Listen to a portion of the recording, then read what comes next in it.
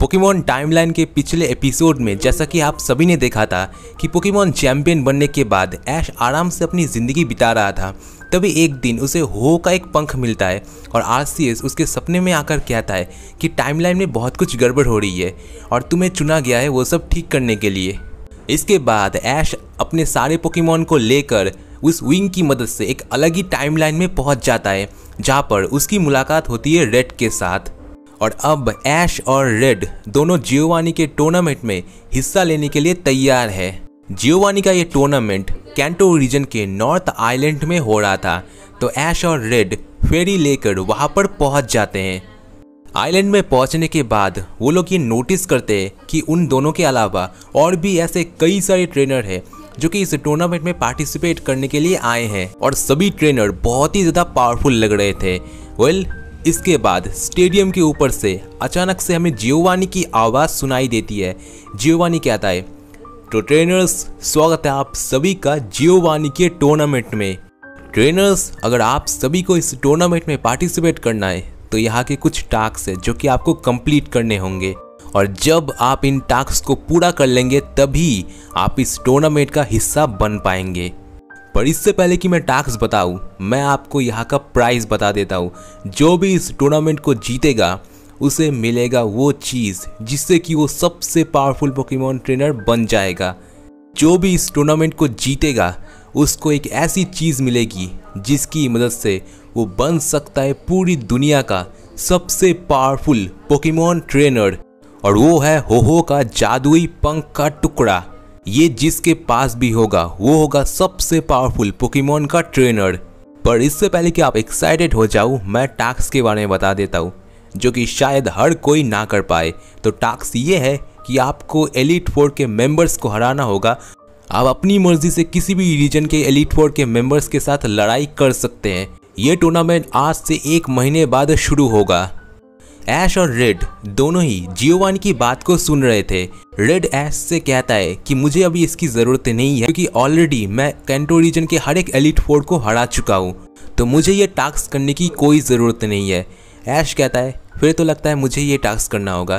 खैर, मैं canto reason तो नहीं जा सकता, तो कालोस रीजन में जाकर मैं एलीट फोर के मेंबर्स को चैलेंज करूँगा।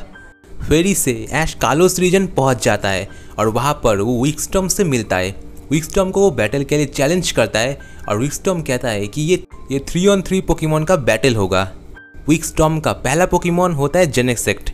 ऐश चार्जार्ड का इस्तेमाल करता है। यहाँ पर जेनेसेक्ट सबसे पहले तो चार्जार्ड के ऊपर बहुत ज़्यादा भारी पड़ने लगता है, पर बैटल के एंड में एट द एंड चार्जार्ड यहाँ पर प्लेन थ्रोअर अटैक करता है और आखिर में सेस्मिक टॉस की मदद से जेनेसेक्ट को हरा देता है। विक्सटॉर्म का दूसरा पोकेमॉन होता है रेजिस्टील। रेजिस्टील को देखकर ऐश बहुत ही ज़्यादा हैरान हो जाता है, तो ऐश इस्तेमाल करता है इन्फर्नेप का। यहाँ पर रेजिस्टील और इन्फर्नेप के बीच बहुत ही खतरनाक वाली बैटल होती है जहाँ पर रेजिस्टील इन्फर्नेप के ऊपर थोड़ा भारी पड़ने लगता है और जैसे ही ऐश को लगता है कि इन्फर्नेप हारने वाला है तभी इन्फर्नेप का ब्लेज एबिलिटी आता है और इन्फर्नेप बहुत ही गुस्से में आकर आखिरकार फ्लेम व्हील अटैक कर देता है। रेजिस्टील यहाँ पर हार जाता है। विक्सटॉर्म का आखिरी पोकेमॉन होता है मेगा सीजोर। वो पहले सीजोर को चुनता है, बाद में वो सीजोर को मेगा इवॉल्व कर देता है। विक्सटॉर्म कहता है, ऐश मानना पड़ेगा, अब तक मैंने जितने भी ट्रेनर्स के साथ सामना किया है तुम उनमें से मेरे ख्याल से सबसे ताकतवर हो। इसके बाद ऐश अपने लुकारियो को चुनता है और वो लुकारियो को भी मेगा इवॉल्व कर देता है। दोनों स्टील टाइप और दोनों मेगा एवोल्यूशन पोकेमॉन के बीच बहुत अच्छी खासी बैटल होती है। दोनों एक दूसरे को काफ़ी अच्छी टक्कर देते हैं, हैंड टू हैंड कॉम्बैट भी होता है और आखिरकार यहाँ पर मेगा लुकारियो रिवर्सल का इस्तेमाल करके सीजोर को यानी कि मेगा सीजोर को यहाँ पर हरा देता है। बैटल खत्म होने के बाद विक्सटॉर्म कहता है, ऐश अगर तुम चाहो मेलवा को बैटल के लिए चैलेंज कर सकते हो, वो मुझसे भी ज़्यादा पावरफुल एक एलीट फोर की मेंबर है। कालोस रीजन में बहुत जगह ढूंढने के बाद आखिरकार लुमियो सिटी में ऐश की मुलाकात होती है मेलवा के साथ। मेलवा कहती है, तुम वही ट्रेनर हो ना जिसने हाल ही में विक्सटॉर्म को हराया है। विक्सटॉर्म तो हार गया पर तुम मुझे नहीं हरा पाओगे। मेलवा कहती है, ठीक है, मैं तुम्हारी चुनौती को स्वीकार करता हूँ और हम 3 पोकेमॉन के साथ बैटल करेंगे। मेलवा अपने पहले पोकेमॉन के तौर पर पायरोड को चुनती है और ऐश का पोकेमॉन होता है ग्रेनिंजा। दोनों पायरोड और ग्रेनिंजा के बीच अच्छी खासी बैटल होती है, पर आखिर में किसी तरह ग्रेनिंजा अपने बिगेस्ट वाटर शूरिकेन की मदद से यहाँ पर पायरोड को बैटल में हरा देता है। मेलबा का अगला पोकेमॉन होता है हाउंडूम। मेलबा कहती है कि ऐश, अगर तुम में हिम्मत है तो मेरे इस पोकेमॉन को हरा के दिखाओ, मेगा एवोल्यूशन। ये कहते ही हाउंडूम यहाँ पर मेगा इवॉल्व हो जाता है, तो ऐश आखिरकार अपने पिकाचू को चुनता है। यहाँ पर पिकाचू और हाउंडूम के बीच ज़बरदस्त बैटल होती है। यहाँ पर हाउंडूम फ्लेम थ्रोवर का इस्तेमाल करता है, वही पिकाचू यहाँ पर थंडर अटैक की मदद से उसे जवाब देता है, पर यहाँ पर हाउंडूम का फ्लेम थ्रोवर पिकाचू को घायल कर देता है। और अब जैसे ही हाउंडूम अपना आखिरी हमला करने वाला होता है, तभी ऐश का पिकाचू यहाँ पर जेड मूव का इस्तेमाल करता है और 10,000 वोल्ट की मदद से हाउंडूम को हरा देता है। मेलबा कहती है, ऐश तुम्हें आर्म ट्रेनर तो बिल्कुल भी नहीं हो। अब मैं समझी कि तुमने विक्सटॉर्म को कैसे हराया होगा, पर भले ही तुमने उसे हरा दिया, पर तुम मुझे नहीं हरा सकते। मेरा ये आखिरी पोकेमॉन तुम्हें हरा देगा। यहाँ पर मेलबा का आखिरी पोकेमॉन होता है एंटे। एंटे को देखकर यहाँ पर ऐश बहुत ही ज़्यादा शॉक रह जाता है। ऐश फिर से ग्रेनिंजा को चूज करता है। ग्रेनिंजा और एंटे के बीच बैटल स्टार्ट होती है। मुकाबले में एंटे शुरू में ग्रेनिंजा पर काफ़ी ज़्यादा भारी पड़ने लगता है, पर आखिरकार ग्रेनिंजा भी ये समझ जाता है और ऐश भी ये समझ जाता है कि बिना बॉन्ड इवॉल्व हुए यहाँ पर एंटे को हम नहीं हरा सकते। तो यहाँ पर ऐश ग्रेनिंजा को आखिरकार बॉन्ड इवॉल्व कर देता है। अब बॉन्ड ग्रेनिंजा और एंटे दोनों बिल्कुल पावर लेवल पर बिल्कुल सेम है, तो दोनों के बीच अच्छी खासी बैटल होती है। और आखिरकार यहाँ पर बैटल के एंड में जब एंड मोमेंट आने ही वाला था, तभी ग्रेनिंजा यहाँ पर अपना शूरिकेन अटैक करता है और इस अटैक के बाद एंटे वापस से उठ नहीं पाता और यहाँ पर जीत होती है ऐश की।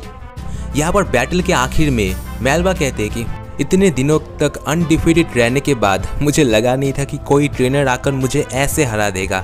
खैर, तुमसे बैटल करके काफ़ी अच्छा लगा। अगर तुम और एलिट फोर के मेंबर्स के साथ लड़ना चाहते हो तो तुम जाके ड्रैंसा के साथ लड़ सकते हो, वो काफ़ी अच्छा है। इसके बाद ऐश ड्रैंसा के साथ मुकाबला करने के लिए वहाँ की ओर निकल जाता है और आखिरकार वो ड्रैंसा को ढूंढ लेता है और उसे बैटल के लिए चैलेंज करता है। ड्रैंसा यहाँ पर दो पोकेमॉन के मुकाबले के लिए चैलेंज एक्सेप्ट कर लेता है। ड्रैंसा का पहला पोकेमॉन होता है नॉयवॉन और यहाँ पर ऐश इस्तेमाल करता है अपने पिकाचू का। पिकाचू और नॉयवॉन के बीच बहुत ही अच्छी खासी बैटल होती है, पर यहाँ पर बैटल के एंड में पिकाचू अपने थंडर अटैक की मदद से नॉयवॉन को यहाँ पर हरा देता है। ड्रैंसा अपने अगले पोकेमॉन को चूज करता है जो कि होता है गार्चॉप, पर यहाँ पर पिकाचू के साथ ही ऐश वापस से लड़ाई शुरू कर देता है और पिकाचू और गार्चॉप के बीच अच्छी बैटल होती है, पर एट द एंड यहाँ पर गार्चॉप हाइपर बीन की मदद से पिकाचू को हरा देता है। ऐश के पास अब बचा होता है सिर्फ एक ही पोकेमॉन और वो चूज करता है ग्रेनिंजा को। ऐश को पता था कि ये मुकाबला बिल्कुल भी आसान नहीं होने वाला, तो बैटल की शुरुआत में ही ग्रेनिंजा को यहाँ पर बॉन्ड इवॉल्व कर देता है। ड्रैंसा यहाँ पर बॉन्ड इवॉल्व ग्रेनिंजा को देखकर काफ़ी ज़्यादा हैरान हो जाता है। ड्रैंसा कहता है, वेल ऐश, मानना पड़ेगा तुम काफ़ी इंटरेस्टिंग पोकेमॉन ट्रेनर हो, मुझे भी अपना पूरा दम दिखाना पड़ेगा।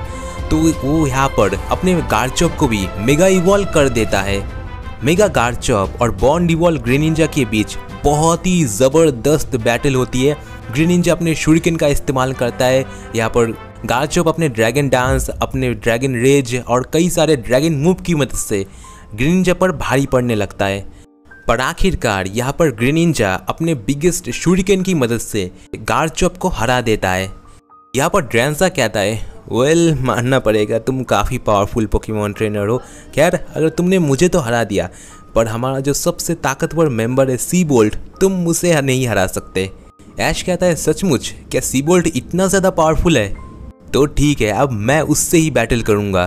तो अब होने वाला है सीबोल्ट वर्सेस ऐश के बीच बैटल।